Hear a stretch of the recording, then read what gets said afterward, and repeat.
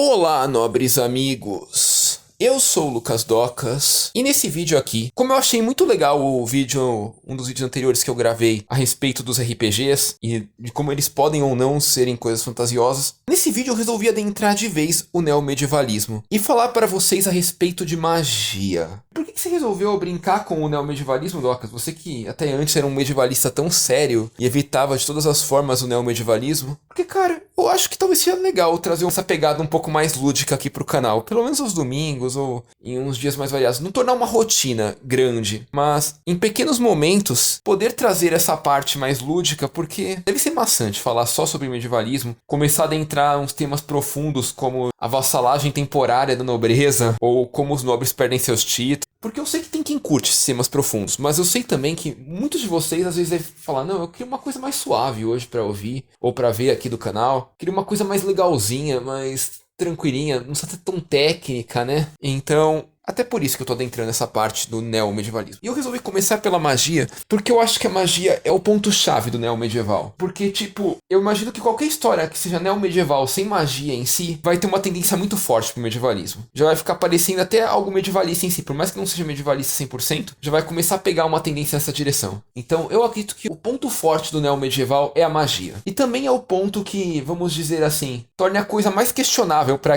pro medievalista em si, né? Porque, na verdade, a magia é uma coisa que com certeza não existe. E todo mundo sabe que não existe. Que é uma brincadeira, uma fantasia. E é uma coisa que pode ser tanto muito forçada, quanto pode até ser adequada com algumas contrapartidas, para não deixar uma história desbalanceada, não fazer parecer que o cara é o super-homem. Como assim, Docas? Ao meu ver, a magia pode ser vista de duas formas. Vamos pensar assim. Sabe aquela magia fantasiosa mesmo total? Sim, que no máximo quando a gente vê em algum jogo é um custo de mana, não mais que isso? Esse tipo de coisa é muito forçado. E esse negócio tira o equilíbrio da história, porque imagina só, um personagem com tanto poder, numa história onde os outros à sua volta não têm esse poder, é o super-homem. É invencível, não tem o que se fazer contra ele. Um personagem com todo esse poder, numa história onde todos os personagens têm esse poder, fica uma coisa tipo Alice no País das Maravilhas. Fica muito fantasioso e a coisa não precisa mais fazer sentido nenhum. Agora, um personagem com esse poder numa história onde tem personagens com esse poder, se olharmos na prática, vira quase um inútil, que por algum motivo só é mantido na história em função de carisma ou de necessidade dele aparecer. Então até por isso que eu falo que essa magia do tipo do cara arremessar bolas de fogo a metros de distância e causar dano no oponente só com o movimento de seu cetro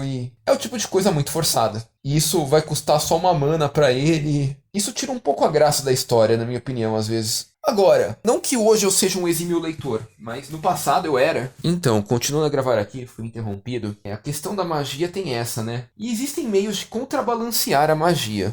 Como eu disse, eu já fui um grande leitor de fantasia medieval. E uma das características que eu mais via a respeito da magia era, por exemplo... A primeira delas é que o personagem que tem magia não é humano, muitas vezes. Nas que eram melhor balanceadas. O personagem com magia não era humano. A segunda delas eram magias que não tinham grandes poderes, vamos dizer assim. Uma magia que gera um pequeno poder, tipo, capacidade do cara que pratica magia produzir uma chama, por exemplo, sem precisar de um fósforo ou de uma pederneira. E até conseguir guiá-la, mas não fazer uma chama super poderosa, a ponto de incendiar o mundo. Ou seja, poderes irrelevantes. Ou pouco mais relevante do que um poder convencional. Outra forma de contrabalancear é o consumo de energia vital da pessoa. Uma história que eu lembro muito bem, com um balanceamento bom de magia, o Nome do Vento, onde sim, os personagens têm magia. Só que essa magia custa a eles, por exemplo, o calor do corpo, a temperatura média, para eles poderem utilizar. Ou a pressão sanguínea deles, alguma coisa assim. Gera um custo vital interno deles, que eles não conseguem segurar a magia por muito tempo. Ou eles precisam puxar a magia de algum elemento da natureza para poder utilizá-la. Eles não conseguem simplesmente fazê-la do nada, com intensidade. Então, tipo, tem um braseiro ali, aí eu consigo canalizar com magia a energia daquele braseiro para algum ataque mágico de fogo. Mas eu consumo aquele braseiro para isso, eu não consigo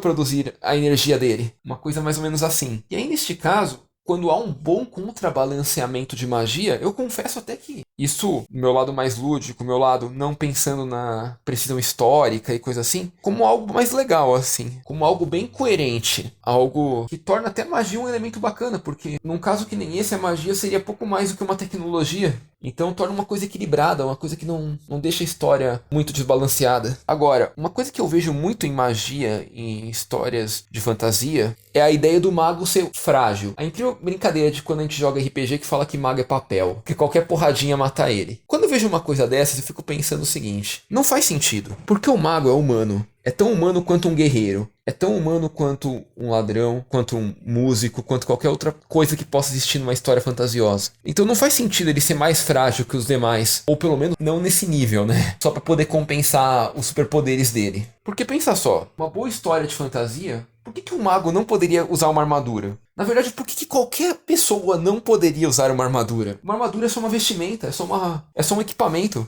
O que teoricamente impediria você de utilizá-la? Ah, ela é pesada. Ué, sim. Realmente, quando você está usando uma roupa, o seu condicionamento físico interfere diretamente no uso dela. Mas não teria lógica ou cabimento do porquê que um mago não poderia usar uma cota de malha, por exemplo. Até porque, isso é um comentário muito interessante, mas na maioria dos jogos de RPG, os arqueiros não podem usar armaduras metálicas, sejam elas cotas de malha ou qualquer outro tipo, seja couraça, placa, o que quer que seja.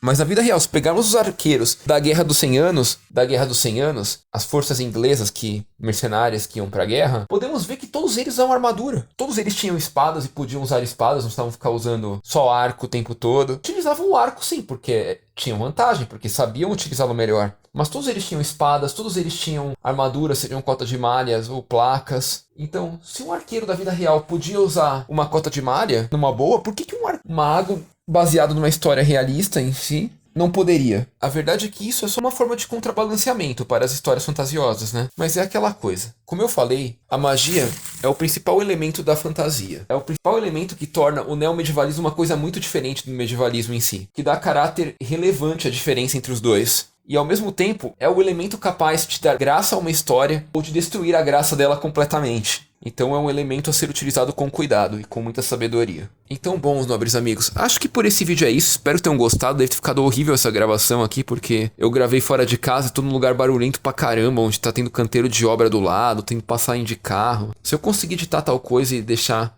com um áudio decente, provavelmente porque eu devo ser um bom editor, mas enfim. Espero que tenham gostado, espero que tenham compreendido. Se gostaram, por favor, deixe o joinha porque ajuda muito a gente. Não é inscrito, por favor, se inscreva porque ajuda mais ainda. Obrigado e até a próxima.